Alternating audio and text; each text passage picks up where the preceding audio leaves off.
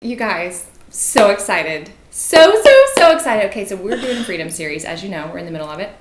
And Jess is here because she has a lot to say. She has a lot to say on this topic. I've learned so much from you in our friendship, and it's kind of newish. It is. And you still like me. You still have time to get out. Do you want out? No. Have please. you seen too much? Tell me more. Tell me more. Oh, God. So, when did we meet?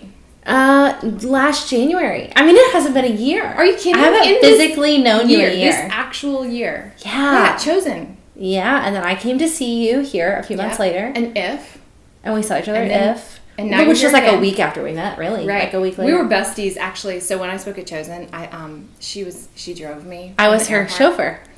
And no kidding, I think we sat in your van and talked for like 2 hours when I was supposed I don't have a van. Or what was it? I'm sorry. I have a van and I'm projecting. I would. She's too cool. I have an issue with being disingenuous. Did you know that about me? I have to tell the truth at all times. No, I didn't know. Yeah, no. We sat there for a long time. In whatever car you had. Yeah. Some sort of a sport utility situation. I felt bad. I was supposed to deliver you to like get good rest, and then I hijacked you till 1 in the morning. We literally talked forever. Yeah. So I think we have learned so much in just a few months of how similar we are, which is crazy because I think that like makes us super close, and also like if we were siblings, we probably would have killed each other. For sure. For sure. So, anyways, I have so much respect for you. I've loved just watching you long distance, but then now this year being your friend, and this beautiful book Wild and Free came out this year. Yeah. And watching you even walk in that and carry that message. So this Freedom series, I have a book called You Are Free. Yeah, I'm into it. Coming out soon. And the idea of this series is to ask my friends, new or old, what does freedom mean to you? Yeah. So I'm going to just throw that at you, and you can kind of whatever you want with it, and we can go from there. Yeah. Well, we have not talked about this at all, so no time to think. No.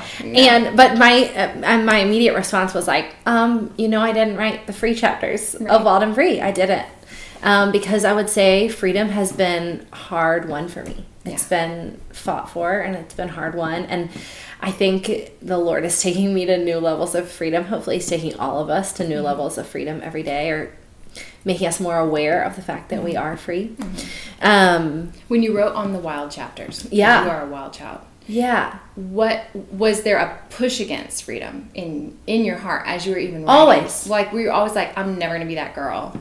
Well, for us, wild is a lot about identity, and so I think the words are so interchangeable, right? And we found that a lot of times they were really interchangeable, but then there would be certain. I would say, okay, you want to hear what I think freedom is, and what freedom is to me is, there were certain things that I would get to that I would say, like, I can't say that. Like, I can't say that. So, because I don't live it or I don't feel it. Like for example, like we're free from obligation. And you're like, yeah, right. And I was like, well, no, there's a laundry list. Yes. Are we really free? I mean, shouldn't we be getting busy? Like, we have a lot to do, you know? So there were certain things, even in the publishing and like processing of the book, where I would hear and watch and see other women stretch their freedom, and I'd say like, I don't really get that. Yeah, well, so there is this misnomer on freedom, right? I love in Frankl's book, I'm such a fan of Viktor Frankl. Yes.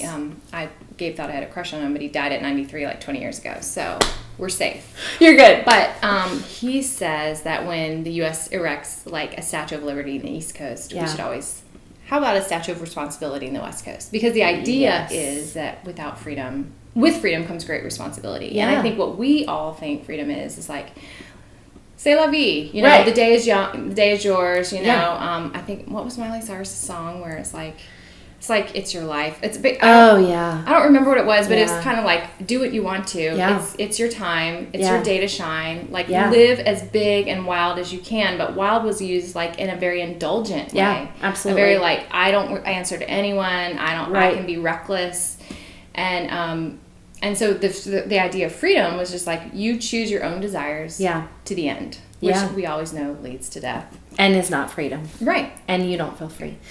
So, I mean, let's say this statement, and I want to like see what you think about it. But this was something that I had to respond to. So, if freedom to me is I only answer to the Lord. Like, that jarred things up in me to be able to say that. Or if I would put that on the table or hear someone say that, or even like as we said it in our book, you know, freedom is kind of this inextricable relationship with you and the Lord, and there's no one else getting to put limitations or boundaries. Veto power. Like God is the only one. Yes. Interesting. But even that a little bit would make me like, well, yeah. Well, and I could see the outsider being like, well, then, like, who is that? Is it God saying that you don't have to do that? Or is it you? Right. If it's like, let's say paying taxes. Well, God said I don't have to. So then there is some like tension, right? Because there's structure. There is like relationships and there's boundaries, and those are for our good and for our freedom. And so I think filtering those out, but knowing really, I think that I do believe in that base statement of freedom for me is listening to the Lord.